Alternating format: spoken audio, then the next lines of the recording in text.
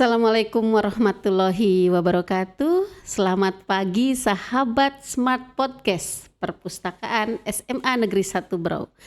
Hari Rabu yang merindu, sangat rindu. Karena apa?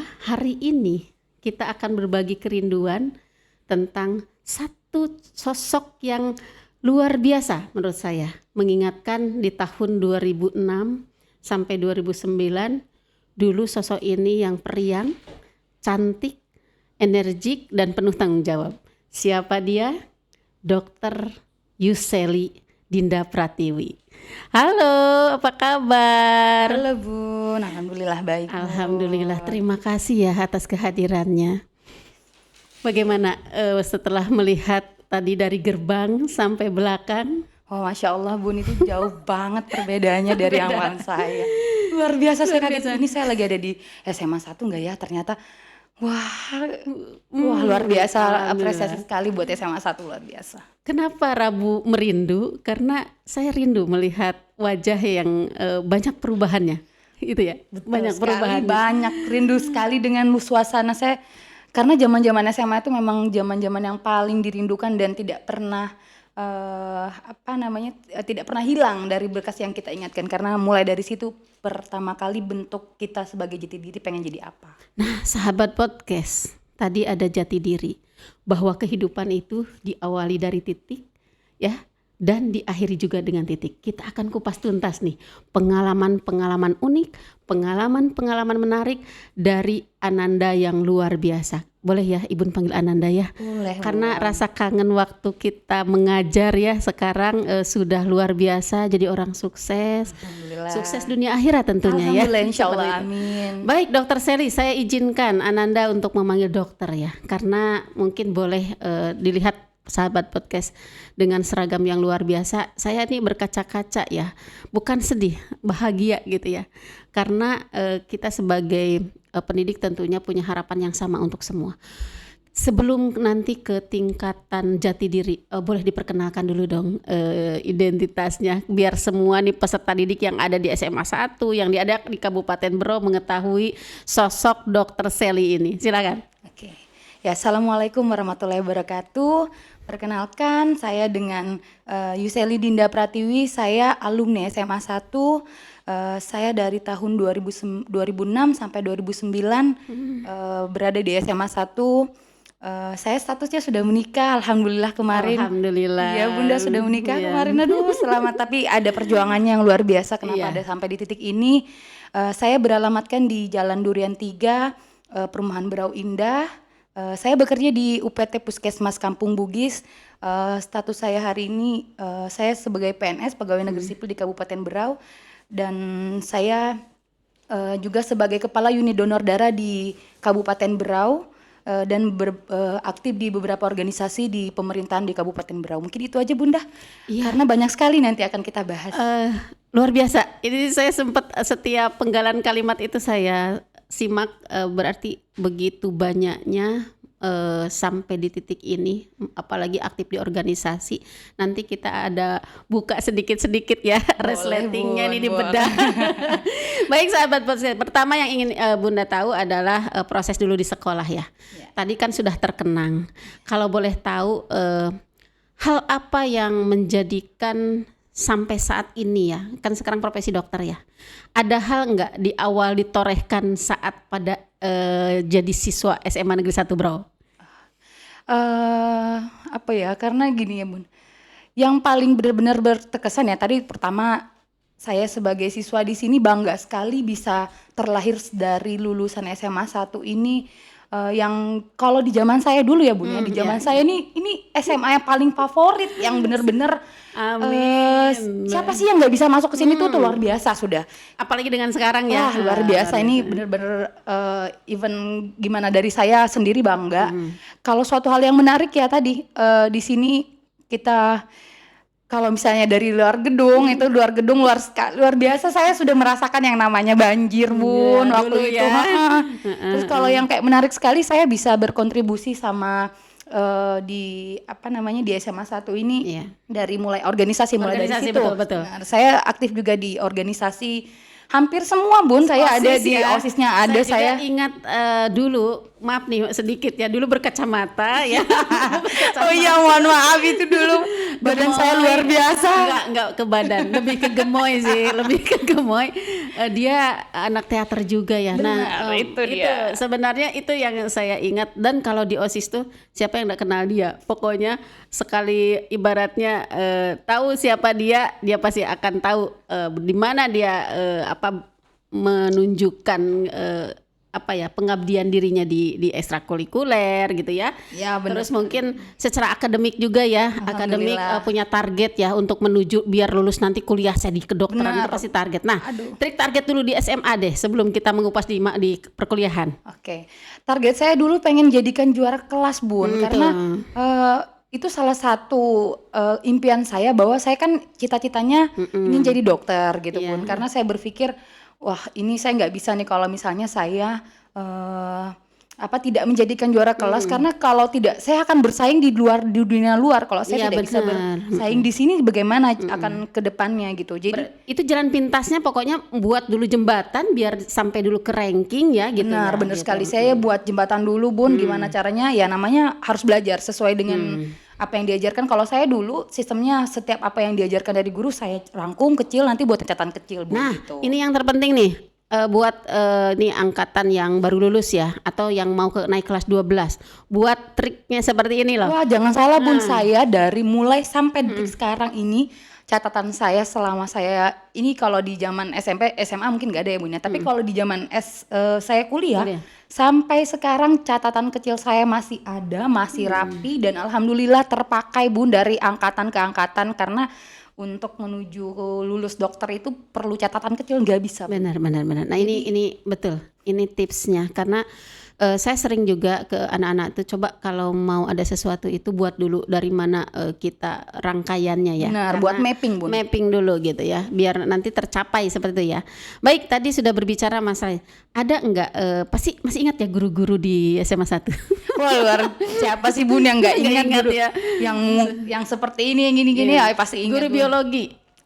Wah, itu ini mohon maaf Pak Ketut, ya Allah, mohon maaf. Masih itu ingat Pak Ketut ya. Wah. Nah, Pak Ketut ini tinggal menghitung hari beliau akan purna tugas. Dan ini korelasinya dengan kemarin podcast beliau sebagai pengalaman guru biologi, dan ini faktanya loh yang kemarin di podcast keberapa saya tentang Pak Ketut. Nah, ini adalah hasil ibaratnya itu peserta didik yang luar biasa. Kita kasih aplaus dulu dong untuk Dr. Sally. Dan mungkin nanti juga akan dihadirkan teman-teman yang lain. Tapi ini mungkin perdana dari alumni yang hadir di Smart Podcast ini. Terima kasih sekali ini bisa berbagi. Baik, selanjutnya. Tadi sudah di SMA ya. Untuk goalsnya saat itu tuh jalur apa untuk kedokteran? Jadi saya, Bun, panjang banget perjalanannya mau menuju pengen kuliah. Karena saya pengen banget yang namanya cita-cita saya cuma satu. Saya nggak mau ada cabang gitu. Ya. Jadi fokus itu aja. Benar gitu. Saya kalau ditanya perjalanan saya menjadi seorang dokter itu luar biasa. Saya pengen banget masuk di suatu universitas di daerah Yogyakarta. Itu ingat banget sampai 5 kali saya ikut tes, saya hanya bisa keterima di yang kedua. Ya. Tapi karena saya tidak minat. Nah, itu saya ini harus beritahu sama buat adik-adik, cintai suatu pekerjaan kalian atau apa yang menjadi keinginan kalian, cita-cita itu harus kalian tuju. Jangan bercabang, jangan pisahkan kalian dengan apa yang ngikutin orang lain. Karena tadi gitu, Bun. Karena ini pesan yang paling penting nih. Karena kan suka kebawa ya dengan suasana lingkungan. Si ini mah kesini ya aku ikut aja gitu tanpa punya prinsip ya. Ataupun orang tua mungkin bisa juga ya. Ya, benar. Orang tua kan pasti kalau orang tua mendukung ya. Ya benar. Sejauhnya seyogyanya kan pasti orang tua mendukung gitu, Bun. Jadi saya itu ngikutin karena keinginan saya, Bun, agak egois sih sebenarnya, Bun ya. Karena tapi egois itu keperluan sih sebenarnya, ya enggak? Benar sekali, Bun. Karena saya harus keluar dari zona yang benar-benar menurut saya bukan saya tidak ingin berteman dengan teman-teman saya, Bun, tapi saya pengen tahu dunia luar, bagaimana sih, seperti apa, dan gaya pergaulan mereka seperti apa, apakah bisa saya menerima. Ya alhamdulillah saya waktu itu sebelum saya ngikutin suatu ke universitas, saya les dulu Bun. Les dulu ya. Les dulu. Saya pernah Iya, Bun, ikut saya tuh bimbel udah seperti itu ya. benar, saya tuh udah Nah, keliling-keliling Bun soalnya gitu. Karena ibaratnya perbedaan kita cara menanggapi pelajaran dengan di daerah kita dengan daerah luar itu kalau menurut saya waktu di zaman saya Bun ya itu berbeda gitu. Jadi saya harus punya tameng dulu, saya Jurus harus gini, jitu ya. benar banget Bun. Jurus Kalau jitu. misalnya tidak, saya harus bisa bersaing nih, saya harus bisa apa yang saya sudah jauh-jauh, saya harus bisa apa yang saya dapatkan gitu. Nah, ini sahabat podcast, tadi sesuai yang saya ceritakan, diawali dari satu titik, diakhiri juga dari satu titik. Dari yang tadi dipaparkan oleh Dokter Sally itu memang betul. Jadi harus keluar dari zona nyaman. Saya tahu juga backgroundnya Dokter Sally itu kalau mau manja apa sih yang dimanjakan ya, gitu kan. Tetapi yang unik dan yang perlu dicontoh itu adalah trik-trik tadi. Jadi jangan pernah berpikir bahwa kita itu akan selamanya nyaman ya. Benar Bahwa sekali, Bun. hidup itu kan berubah dari waktu ke waktu itu ya. Benar. Baik Dokter Sally, kenapa di tema kita ini kita mengenali Dokter Sally yang cantik, memang cantik ya. Sangat cantik, saya juga pangling sekali. Tapi ada beberapa dengan Ananda ini saya sering juga bertemu di organisasi. Jadi intinya organisasi juga mumpuni ya untuk Banget. Nah ini harus dikupas nih. Luar biasa. Jadi kenapa organisasi itu sangat membantu kita ya Bun ya, menuju suatu proses karena di situ dunia kita bisa berpendapat, berkomunikasi, kita bisa tahu gitu, kita bisa tahu karakter orang, kita bisa tahu karena dengan berorganisasi itu banyak sekali manfaatnya. Ya jujur aja ya Bun ya, saya itu nggak mau takabur nih Bun. Iya iya. Saya dari SMA udah jelas saya hampir semua organisasi yang ada Ikut. ekstrakurikuler saya ikut Bun. Nah kemudian saya di kuliah pun saya hampir semua itu Bun. UKM itu Ikut saya Bun, Wow, ikut saya luar paduan biasa. suara. Saya di sini juga paduan suara. Iya, padus, anak padus. Di sini dulu LDK apa Iya, namanya? LDK OSIS. OSIS ya yang bagian keagamaan. Kalau kita saya juga ikut Bun. Alhamdulillah saya sampai ke itu tingkat perkuliahan saya sampai tingkat nasional Bun kemarin. Dan diijabah ya doanya. Alhamdulillah. Dan rencana tahun ini naik haji lagi ya. Iya itu Begitu suatu tadi ada pemandangan mau ada praktek ya dari Rohis itu. itu gimana tuh? Aduh luar biasa, saya kaget saya masuk ke dalam tadi disambut Ka'bah. dengan talbiyah Masya Allah dan kemarin saya alhamdulillah diberikan kepercayaan Bun membawa jemaah haji kloter 2 ke embarkasi Balikpapan dengan jemaah itu 400 iya banyak Bun 497 orang Bun. Kami totalnya 500 orang dengan petugas haji. Saya Masya Allah saya bersaing di antara seluruh nasional Bun. Wow. Alhamdulillah saya bisa diberikan kepercayaan sama Allah. Saya bisa membantu para tamu-tamu Allah untuk menjalankannya. Jangan lupa itu, makanya itu belajar dari organisasi ya Dik. Jadi kalau menurut saya jangan malu untuk bergabung dengan organisasi yang lain yang insya Allah akan bisa membantu kita ke depannya. Nah, tadi berkaitan dengan organisasi, ini mungkin hikmah dari perjuangan ya. Benar sekali Bun. Ibaratnya akumulasi dari SMA, perkuliahan hingga menjadi bisa sampai saat ini ya. Mungkin kalau guru ini kan di sini-sini begini-begini saja. Kami ini kan jasa ya. Artinya makanya terpukau ketika wah murid saya ini sudah jadi sosok seorang dokter yang cantik dan ramah gitu kan. Karena yang saya lihat, yang saya perhatikan beberapa pertemuan dengan Dokter Sally ini banyak dia tidak melupakan. Saat itu juga malah saya yang dihubungi ditanya ya gitu ya waktu di kepramukan. Alhamdulillah silaturahminya luar biasa. Baik sahabat podcast yang tadi sudah banyak sekali kita berbincang mengenai hal-hal seluk-beluk perjuangan proses di dalam meniti kehidupan menuju prestasi tentunya ya. Nah sekarang ke perkuliahan ya. Tantangan yang terbesar di kedokteran itu seperti apa? Kayak tarik napas ini langsung kedengar ke hati deh, langsung panjang gitu ya. Tapi enggak apa-apa untuk tips, siapa tahu kan ini ada yang lolos juga siswi SMA Negeri 1 Brau yang jalur undangan di kedokteran ya. Nah, gimana tuh? Biar mereka juga siap-siap mentalnya gitu loh. Oke, jadi buat adik-adik jangan takut kalau misalnya gila kedokteran. Ingat, sesuatu hal itu tidak ada yang tidak mungkin. Kamu kalau tidak bisa tidak berani mencoba itu akan susah. Kegagalan itu bukan akhir dari segalanya. Jadi kenapa saya menghela napas itu perjalanan panjang sekali. Kamu harus bisa apa namanya, Menata hati juga. benar, karena itu luar biasa perjalanannya 6 tahun Bun. Iya, 6 6 tahun ya. tahun, setiap semester itu akan berasa banget namanya kita kalau di kedokteran kan kita belajar dari ujung kaki sampai ujung kepala Bun. Kita harus bisa memahami struktur organnya manusia, fungsinya seperti apa gitu. Karena kita tanggung jawab kita itu tidak main-main Bun, karena itu adalah nyawa orang yang kita. Resikonya berat ya. Masya Allah, itu tanggungannya bukan hanya di dunia Bun, di akhirat pun kita jadi pertanggungjawaban, karena ilmu yang kita dapatkan pasti akan menjadi tanggung jawab kita di akhirat betul, ya Bun, betul, pastinya. betul. Jadi buat adik-adik semua jangan takut, aduh kedokteran mahal, kedokteran lama sekolahnya, nanti susah nikahnya, begini, jangan. Ternyata nikahnya, ini motong nih, nikahnya juga cepat juga ini ya. Jadi suatu tuh ada prosesnya Bun, jadi ada prosesnya.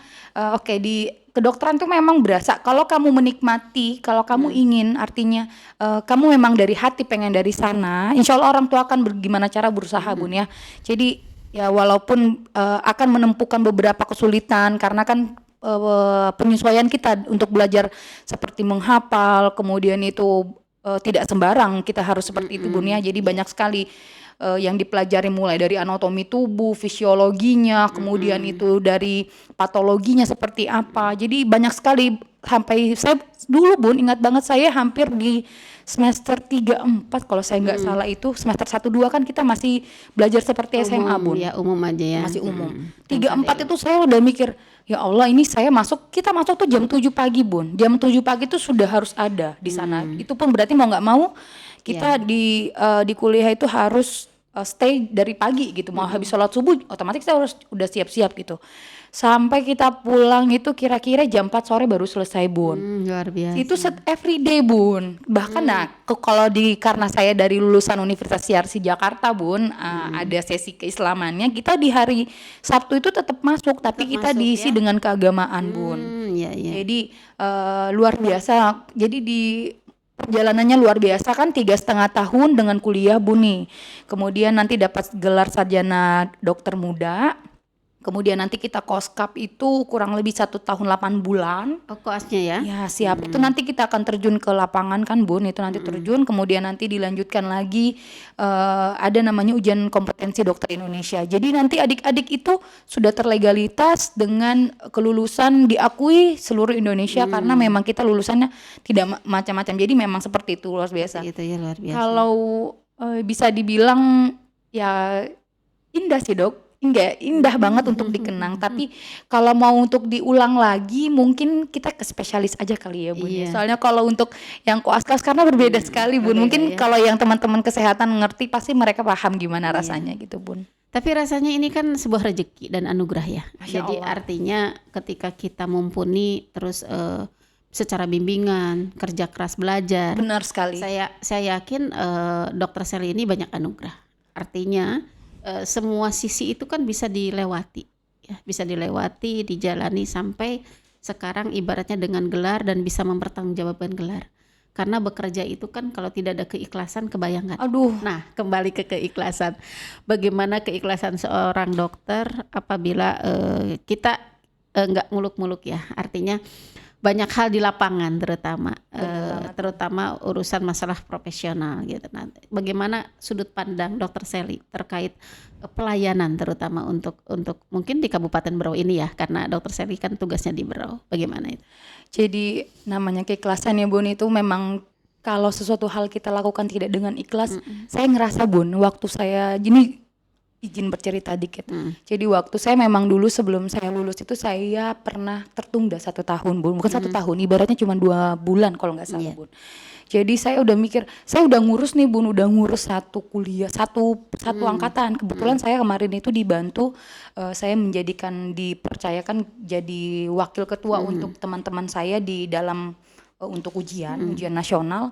Saya bantu teman-teman semuanya sampai ngurus mulai dari jam kuliah, semuanya apa segala itu saya bantu Bun. Ternyata Allah itu berkehendak lain, saya ditunda Bun. Saya rasa saya ikhlas nggak ya saya bantu teman saya, ternyata nggak bisa nih. Saya harus bisa bangkit, saya harus bisa berkata bahwa keikhlasan itu harus ada. Kamu jangan berpikir bahwa di belakang sana kamu udah berbuat banyak, kamu mengharapkan suatu imbalan gitu. Jadi itu saya tarik kembali omongan saya Bun, jadi saya harus nggak bisa nih, insya Allah saya harus bisa ikhlas dengan apa yang mungkin Allah sudah punya jalan lain. Qadarullah sekali Bun, Masya Allah. Di saat saya punya kesabaran, saya keikhlasan, Allah itu ganti Bun, saya lulus alhamdulillah tepat Bun. Kemudian itu saya ditempatkan di Kabupaten Berau langsung Bun.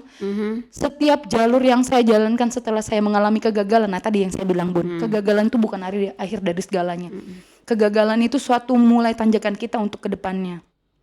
Mulai berangsur-angsur Bun, mulai saya lulus kuliah Bun, qadarullah saya lulus dari PNS Bun, benar-benar itu jalannya saya yang qadarullah sekali lagi saya bisa Dimudahkan tadi ya, dimudahkan. benar-benar banget dimudahkan Bun. Berarti benar tadi yang disampaikan, kalau kita berbuat sesuatu jangan berharap hari itu juga akan dibalas ya. Benar Pasti sekali, Bu. buahnya itu nanti setelah proses saat kita membutuhkan, Allah menghadirkan buah dari keikhlasan, yaitu bantuan ya. Betul sekali, jadi jangan putus asa. Selain putus asa, jangan lupa doa ya. Banget itu minta doa pasti. sama orang tua. Pasti Bun, doa orang tua itu Bun, aduh Masya Allah itu benar-benar mau keluar pintu itu ibu saya tuh ngeluar setiap saya mau ke kegiatan tuh ada tempelan ingat doa, ingat minta doa, apapun sekecil apapun itu Insya Allah doa orang tua tuh paling terus. Nah, sahabat podcast, diakhiri dengan doa nih. Saya yakin sosok Dr. Sally ini sampai saat ini dengan segala peluang dan tantangannya, pasti utama itu adalah doa. Jadi jangan pernah ragu dengan sebuah doa, dan prinsip kita terutama apa yang menjadi diri kita mampu ya yakini dan siapkan alat perang seperti itu ya. Betul sekali, strateginya. Dan kembali kepada diri semuanya. Hadirnya Dr. Sally hari ini adalah untuk bagaimana memotivasi seluruh peserta didik yang di Kabupaten Berau, bukan hanya SMA 1 Berau.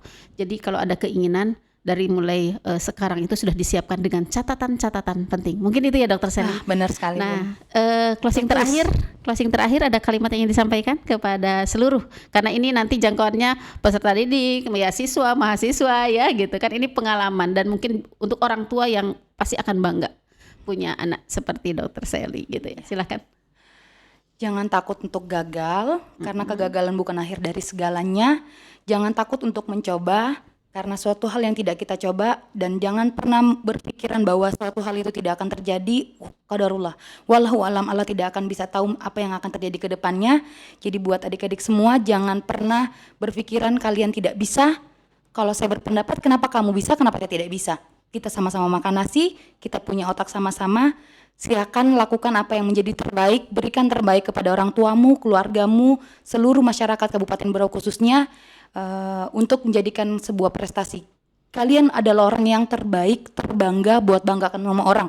Tidak ada pembeda satupun yang menjadikan kalian berbeda dengan orang lain. Itu semua tidak ada yang tidak mungkin. Oke? Semangat untuk maju ke depannya. Wow, luar biasa. Baik sahabat podcast, hari ini kita akan tutup. Insya Allah akan sesi selanjutnya berbagi lagi dengan Dr. Sally. Tentunya satu yang harus kita ingat adalah terus berjuang, berdoa, dan ikhlas. Terima kasih. Wassalamualaikum warahmatullahi wabarakatuh. Waalaikumsalam warahmatullahi wabarakatuh. Salam literasi.